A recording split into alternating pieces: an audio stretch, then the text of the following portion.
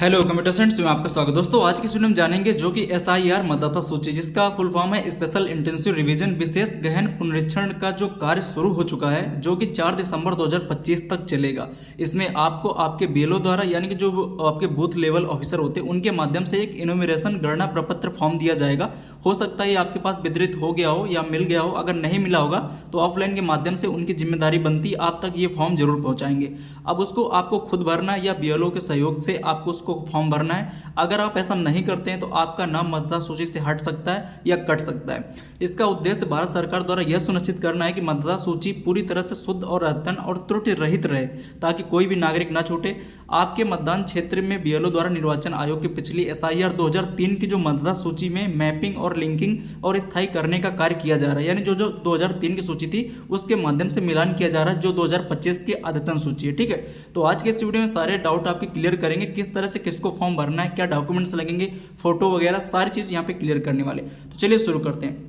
देखिए आपके बीएलओ द्वारा कुछ इस तरह से एक डेमो फॉर्म है, सैंपल फॉर्म है। इस वीडियो में जो भी डिटेल भरी गई वो एक डेमो है, डेटा है, कोई रियल ऑथेंटिक नहीं है। मैं आपको पूरा फॉर्म भरने के लिए बता रहा हूँ। ठीक है, आप इस तरह से यहाँ पे देख सकते हो। जैसे कि जब आप यहाँ पे फॉर्म मिलेगा ऑफलाइन, तो यहाँ पे पहला जो टैब है जिसमें आपकी बेसिक डिटेल ऑटोमेटिक इस बॉक्स पे फिल रहेंगी। और यहाँ पे जो होता है नेम एंड यहाँ पे कॉन्टैक्ट नंबर, ये आपके जो बीएलओ हैं यानी कि बूथ लेवल ऑफिसर जिनके माध्यम से ये काम किया जा रहा है, उनका यहाँ पे कॉन्टैक्ट नंबर और उनका नेम डिटेल दिख जाएगी। आप फॉर्म भरते समय अगर कोई प्रॉब्लम आती है, कुछ भी पूछना है, तो आप इनको कॉल कर सकते हो, फॉर्म भर सकते हो, या इनके पास जा करके या आपके पास आए तो ही भर सकते हो। तो यहाँ पे कुछ डेटा आपका दिखेगा। उसके बाद यहाँ पे विधानसभा वगैरह आपकी रहेगी और यहाँ पे एक क्यूआर कोड भी दिया गया है जिसको केवल वही बूथ लेवल ऑफिसर यानी बीएलओ स्कैन करेंगे फॉर्म भरते समय ऑनलाइन।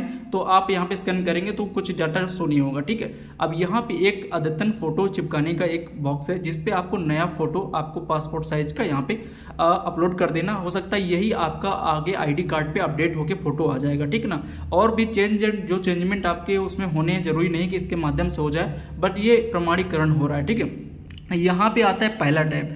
अब देखिए आपका 2003 की सूची में नाम हो या ना हो, 2025 की सूची में अगर नाम है तो आपको ये पहला स्टेप का ये पहला फॉर्म तो भरना पड़ेगा।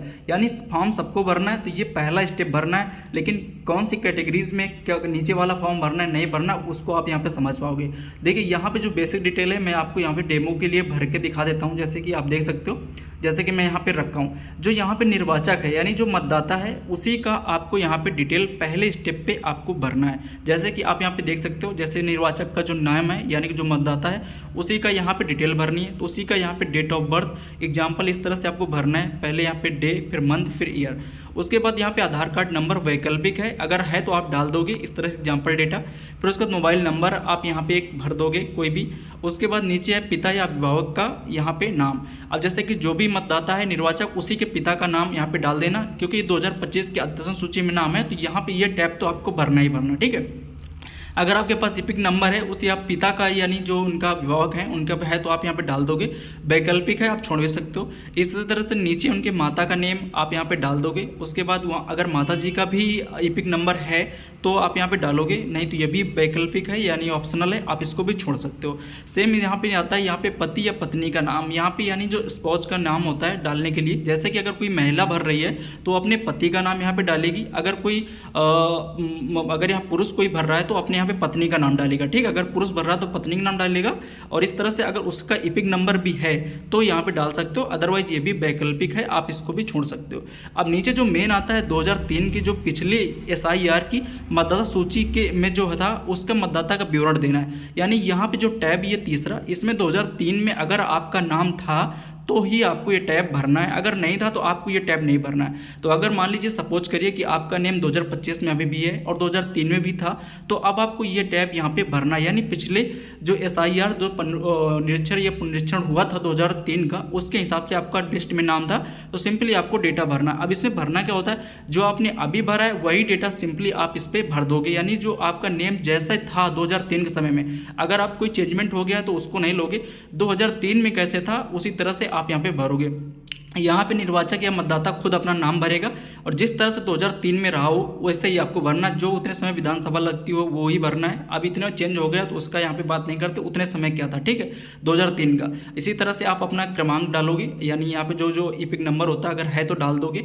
इसी तरह से पिता का नाम सैंपल और उसके बाद संबंध रिलेटिव यहाँ पे आपको दिखा देना है, जैसे फादर हैं पिता हैं तो ये लिख देना है। उसके बाद यहाँ पे जैसे कि आप डाल सकते हो जिला, उसके बाद यहाँ पे राज्य किस राज्य से हो, और इसके अंदर यहाँ पे है विधानसभा निर्वाचन क्षेत्र। यहाँ पे आप देख सकते हो जो भी आपकी विधानसभा लगती थी 2003 में, ठीक है ना, 2003 के अकॉर्डिंग भर रहे हो। 25 में हो सकता है अलग हो गए होगा जो ऊपर वाले टैब में, बट अभी जो 2003 के हिसाब में जो आपके था वो आप भरोगे। अब यहाँ पे आता है विधानसभा निर्वाचन क्षेत्र संख्या। अब यहाँ पे आपको क्षेत्र संख्या कैसे मिलेगी, आप अपने बीएलओ से भी पूछ सकते हो, अदरवाइज आप गूगल क्रोम ब्राउजर पे जाके आप ये डाउनलोड भी कर सकते हो। यहाँ पे भी आपको मिल जाएगा जो निर्वाचक 2003 की जो SIR सूची है, उसी में आपका देख सकते हो कि क्या नाम था और क्या उसका जो नंबर था निर्वाचक क्षेत्र। तो आप यहाँ पे देख सकते हो विधानसभा का जो नंबर था इसको डालना है। अब यहाँ पे था भाग संख्या या पार्ट नंबर। अब ये नंबर कहाँ से मिलेगा, निर्वाचक सूची 2003 में भी जाओगे तो यहाँ पे जो भाग संख्या का ऑप्शन है यहाँ पे मिल जाएगा। अगर ये सूची नहीं है तो मैं बता दूंगा कैसे आपको डाउनलोड करना है, आप डाउनलोड कर सकते हो। फिर आता है क्रम संख्या। तो आप क्रम संख्या कैसे डाउनलोड करोगे, इसके लिए आप देख सकते हो यहाँ पे जो पूरा ये इस तरह से लिस्ट है, आप स्क्रॉल करके आओगे तो यहाँ पे एक क्रम संख्या लिखी हुई, ये इस तरह से क्रम संख्या 1 2 3 4 5, इनमें से जो भी नाम आपका 2003 की सूची में मैच किया हो उसी के संख्या को सामने को आपको नोट कर लेना है। मान लीजिए सपोज करिए 7 है तो आपको 7 नोट कर लेना है, यही क्रम संख्या में भर देना, ठीक ना।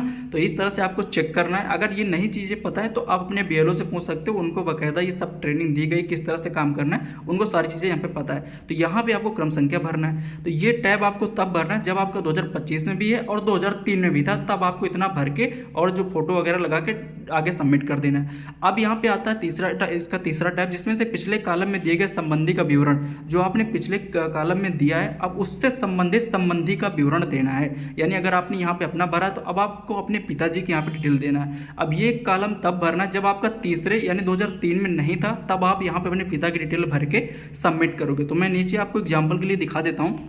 जैसे आप यहाँ पे देख पा रहे होंगे कि ये मैंने यहाँ पे भर रखा है फॉर डेमो के लिए। जैसे कि ये मैंने आप कब भरना जब आपका 2003 में नहीं था। मान लीजिए आपका नहीं था तो ये वाला टैब आप नहीं भरोगे, बट आपको ये वाला टैब भरना है। अब इसमें क्या करना है, मान लीजिए आपके पिताजी का 2003 में नाम था तो आपने ऊपर तो अपना भर दिया 2025 के अकॉर्डिंग, लेकिन आपका नहीं था 2003 में, आपके पिताजी का था। तो अब आप यहाँ पे अपने रिलेटिव या अपने पिताजी का नाम यहाँ पे डालोगे, ठीक ना। फिर अगर उनका इपिक नंबर अवेलेबल था तो इपिक नंबर डालोगे। सेम तरीके से पिताजी के पिताजी का नाम यानी दादा या बाबा जो भी आप बोलते हो उनका यहाँ पे डालोगे, क्योंकि यही संबंधी होंगे उनके जो आपके पिता के पिता यानी दादा या बाबा, ठीक है। अब उनका रिलेशन क्या है तो आप यहाँ पे पिता डालोगे। यानी आप ये कह सकते हो कि आप इस टैब पे अपने पिता की डिटेल भर रहे हो और उनका जो संबंध बताया जा रहा है उनके बाबा या पिता का बताया जा रहा है। सेम तरीके से डिस्ट्रिक्ट और आपका उत्तर प्रदेश जो भी है, उसके बाद आप विधानसभा डालोगे। सेम तरीके से विधानसभा संख्या, पार्ट नंबर और यहाँ पे क्रम संख्या, ठीक है। कंस्टिट्यूंसी यानी असेंबली नंबर AC, इसी को बोलते हैं विधानसभा संख्या जो है यहाँ पे निर्वाचन की, ठीक है। तो इस तरह से आपको समझ में आ गया होगा। अब जैसे मैं बता देता हूँ कि अगर आपका 2003 की मतदाता सूची में नाम नहीं था, ना ही आपके पिताजी या रिलेटिव का नाम नहीं मिल रहा है, बट केवल 2025 से मिल रहा है, तो सिंपली केवल आपको ऊपर वाला ही भरना है। उसके बाद आपको जो बेसिक डॉक्यूमेंट जो BLO के माध्यम से मांगे जाएँ, आधार कार्ड, फोटो या इपिक नंबर जो भी है, तो आप दे दीजिएगा। अगर बाकी नीचे वाले टैब आपको दोनों नहीं भरने, जब आपका 2003 में भी नहीं है, ना ही कोई संबंधी आपका 2003 में मिल रहा है, ना ही आपके पिताजी मिल रहे हैं या मृतक हो गई या जो भी है, तो अगर नहीं मिल रहा है तो ये टैब आपके खाली जाएंगे, केवल ऊपर वाला ही भरा जाएगा। इस तरह से मैंने एक डेमो फॉर्म के आपको माध्यम से बता दिया है। बाकी आप अपनी डिटेल जो आपके जो होते हैं BLO उनके माध्यम से भी कंफर्म कर सकते हो फ़ोन करके, और क्या क्या डॉक्यूमेंट्स लगेंगे वो भी आप दे सकते हो। डॉक्यूमेंट्स में मेन तरीके से आप ये मान सकते हो कि आधार कार्ड हो गया आपका, एक फ़ोटो रंगीन पासपोर्ट साइज आपको फ़ोटो यहाँ पर लगानी है, मैंने डेमो के लिए लगा रखी है। और भी जो अगर वो कुछ कहते हैं एक्स्ट्रा तो आपको देना पड़ सकता है। तो इस तरह से अब आप कर सकते हो। अब नीचे यहाँ पर जो मतदाता है वो अपना यहाँ पे सिग्नेचर करेगा, या तो अगर सिग्नेचर नहीं कर सकता है तो यहाँ पे थंब लगाएगा। अगर घर में कोई सदस्य वयस्क है या मतदाता के उसमें संबंधित तो भी कर सकता है। मान लीजिए कोई बाहर रह रहा है तो उसके घर से ही प्रमाणित कर सकते हो। तो इस तरह से पूरा कंप्लीट आप यहाँ पे फॉर्म भर सकते हो। अगर कोई प्रॉब्लम होती तो आप अपने BLO से कॉन्टैक्ट भी कर सकते हो। बाकी जो भी नेक्स्ट अपडेट आएगी, किस तरह से क्या प्रॉब्लम्स आ रही है, तो हम जरूर से वीडियो बनाएंगे। थैंक्स फॉर वॉचिंग एंड मिलते हैं अगले वीडियो में। धन्यवाद।